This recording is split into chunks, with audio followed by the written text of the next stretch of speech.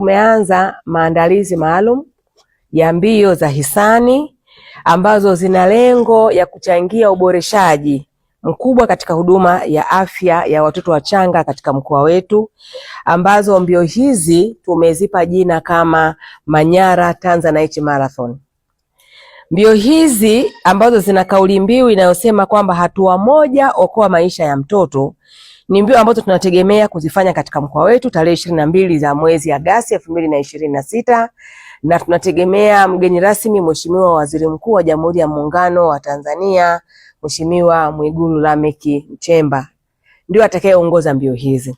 Ndugu zangu waandishi wa habari, mkoa wetu wa Manyara umeona kuna umuhimu wa kuunga mkono juhudi za serikali. Tumefahamu na tunajua kazi kubwa ambayo serikali ya Mheshimiwa Daktari Samia Suluhu Hassan imefanya katika sekta ya afya, maboresho makubwa sana, ukianzia miundombinu, vifaa tiba, lakini hata idadi ya wauguzi na wataalamu mbalimbali kwenye sekta ya afya kwenye mkoa wetu wameongezeka kwa ukubwa sana ukilinganisha na miaka 4 na 5 nyuma iliyopita.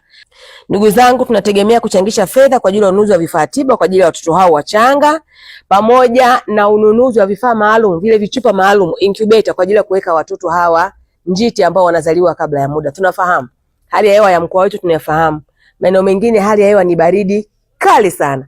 Watoto njiti wanapozaliwa wanahitaji uangalizi maalum, vifaa maalum vya kuweza kuwafanya waweze kuishi. Lakini hata watoto wa kawaida ambao wameshatimia umri wakizaliwa pia wanahitaji uangalizi mzuri. Kwa hiyo tuliona hili jambo linaweza likafaa, lakini pia kujenga jengo maalum kwa ajili ya watoto hawa wachanga pamoja na watoto njiti katika hospitali yetu ya mkoa ya wilaya ya Hanang'.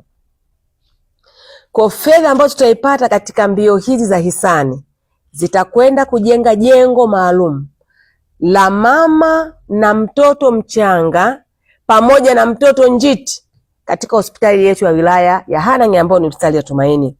Lakini pia lengo lingine ni mkoa, tumeendelea kufanya mazoezi kila wakati, tunaona kuna vikundi mbalimbali ambavyo vinazunguka kule.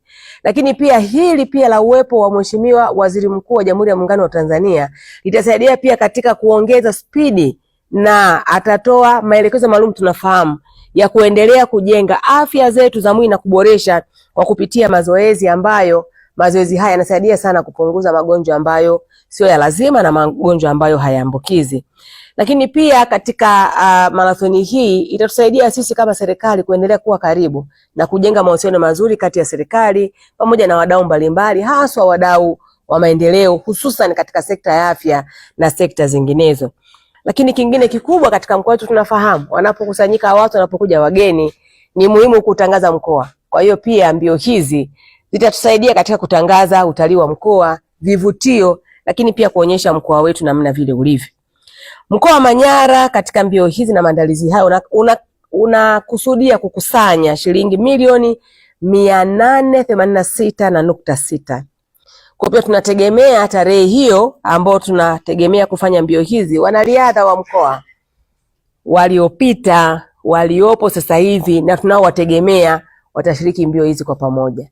Tuna wanariadha wengi wakubwa ambao wanashikilia medali mbalimbali za dunia katika riadha, tutakuwa nao na watakimbia pamoja na Mheshimiwa mgeni rasmi ambaye ni Waziri Mkuu wa Jamhuri ya Muungano wa Tanzania, katika kuongeza chachu ya mbio hizi, lakini pia kufanya mbio hizi ziweze kufana zaidi.